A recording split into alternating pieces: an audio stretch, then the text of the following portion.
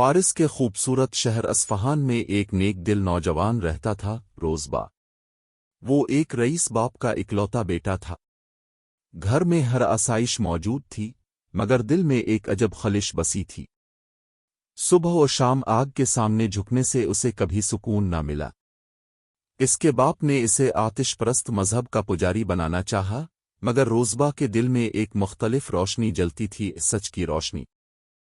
ایک دن جب وہ کھیتوں کی طرف جا رہا تھا، راستے میں ایک عیسائی کلیسا نظر آیا۔ وہاں لوگ پرامن چہروں کے ساتھ عبادت کر رہے تھے۔ روزبا ٹھہر گیا۔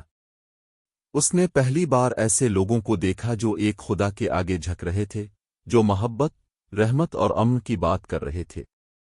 اس کے دل نے کہا، یہی راستہ سچ کا ہے۔ وہ گھر لوٹا تو باپ نے سختی کی، تو نے غیر مذہب والوں کے پاس کیوں گیا؟ روزبا بولا، ابا، میں نے وہاں روشنی دیکھی ہے، میں سچ کی تلاش میں جانا چاہتا ہوں۔ باپ نے غصے میں آ کر اسے زنجیروں سے باندھ دیا تاکہ وہ بھاگ نہ سکے۔ مگر ایک رات جب سب سو گئے، روزبا نے زنجیریں توڑ دیں اور رات کی تاریکی میں گھر چھوڑ کر نکل گیا، سچ کی تلاش میں۔ روزبا سفر کرتا کرتا شام پہنچا۔ وہاں ایک عیسائی راہب سے ملاقات ہوئی، جو نیک اور عابد شخص تھا۔ اس نے روزبا کو اپنے پاس رکھا اور اسے دین کی تعلیم دی۔ کچھ عرصہ بعد جب وہ راہب فوت ہوا، روزبا نے دوسرے نیک راہبوں سے رہنمائی لی، ایک سے دوسرے تک گیا، ہر جگہ کچھ سچ پایا مگر مکمل سکون نہیں ملا۔ ایک دن آخری راہب نے کہا، بیٹے، اب اس زمین پر کوئی نبی باقی نہیں رہا، مگر عنقریب ایک نبی ظاہر ہوں گے سرزمین عرب میں۔ وہ مکہ سے ہجرت کر کے ایک ایسے شہر میں جائیں گے جہاں کھجور کے درخت زیادہ ہوں گے، اور وہاں نبی کی نشانی یہ ہوگی کہ وہ صدقہ نہیں کھائیں گے مگر ہدیہ قبول کریں گے۔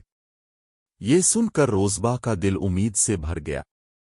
وہ ایک قافلے کے ساتھ عرب کی طرف چل پڑا، مگر بدقسمتی سے قافلے والوں نے دھوکہ دیا، اسے غلام بنا کر بیچ دیا۔ یوں وہ مدینہ پہنچا، وہی شہر جہاں نبی آخر الزماں کو آنا تھا۔ اب وہ ایک یہودی سردار کا غلام تھا، مگر جب بھی وہ آسمان کی طرف دیکھتا، دل سے دعا کرتا، اے میرے رب، اگر وہ نبی آ گئے ہیں تو مجھے ان سے ملا دے۔ ایک دن مدینہ میں خبر پھیلی کہ ایک نبی تشریف لائے ہیں جو مکہ سے ہجرت کر کے آئے ہیں۔ روزبا کے دل کی دھڑکن تیز ہو گئی۔ وہ فوراً ان کی طرف دوڑا، مگر غلام ہونے کی وجہ سے چھپ چھپ کر دیکھتا رہا۔ آخر کار ایک دن موقع ملا۔ اس نے چند کھجوریں لے جا کر نبی کریم کی خدمت میں پیش کی اور کہا، یہ صدقہ ہے۔ رسول اللہ نے فرمایا، ہم صدقہ نہیں کھاتے۔ روزبا کے دل نے کہا، یہ ایک نشانی پوری ہوئی۔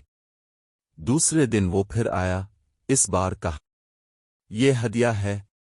نبی نے اور صحابہ نے کھجوریں تناول فرمائیں۔ اب روزبا کا دل پکار اٹھا، یہی وہ نبی ہے۔ پھر اس نے رسول اکرم کی پشت مبارک دیکھی جہاں مہر نبوت چمک رہی تھی، اور وہ رونے لگا، سجدے میں گر گیا۔ نبی نے اسے اٹھایا، مسکرا کر فرمایا، سلمان الفاتحو، تم اپنے بھائیوں میں سے ہو۔ اسی دن روزبا اسلام کے روشن دائرے میں داخل ہو گئے، اور اب وہ سلمان الفارس کہلائے، وہ شخص جس نے سچ کی تلاش میں دنیا بدل ڈالی۔ حضرت سلمان اب رسول کے قریبی ساتھیوں میں سے ہو گئے۔ وہ علم، حکمت اور تدبیر کے پیکر تھے۔ ان کی رائے ہر جنگ میں قابل قدر سمجھی جاتی تھی۔ جب غزو خندق پیش آیا اور دشمنوں نے مدینہ کا محاصرہ کیا تو حضرت سلمان نے مشورہ دیا، یا رسول اللہ، فارس میں ہم دشمن کے خلاف خندق کھودتے ہیں۔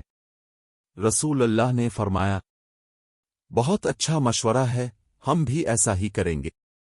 یوں مدینہ کے گرد خندق کھودی گئی اور مسلمان دشمنوں سے محفوظ رہے۔ اس کامیابی کے بعد حضور نے فرمایا، سلمان منا اہل البیت، سلمان ہم اہل بیت میں سے ہیں۔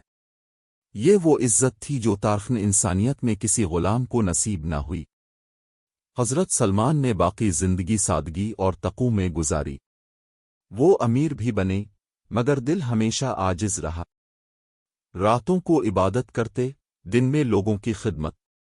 وہ فرماتے، میں 3 چیزوں سے محبت کرتا ہوں: روزی کی حلال محنت، علم کا چراغ، اور اللہ کے ذکر کی خوشبو۔ آخر عمر میں جب موت قریب آئی تو مسکرا کر کہنے لگے، میرا سفر ختم ہو رہا ہے، مگر وہ رب جس کی تلاش میں نے زمین و آسمان چھانے، آج وہ میرے دل کے اندر ہے۔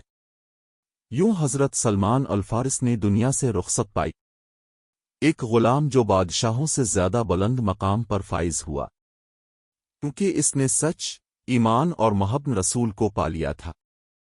اختتامی پیغام: حضرت سلمان کی زندگی ہمیں یہ سکھاتی ہے کہ سچائی کی تلاش میں اگر نیت خالص ہو تو اللہ راستے آسان کر دیتا ہے۔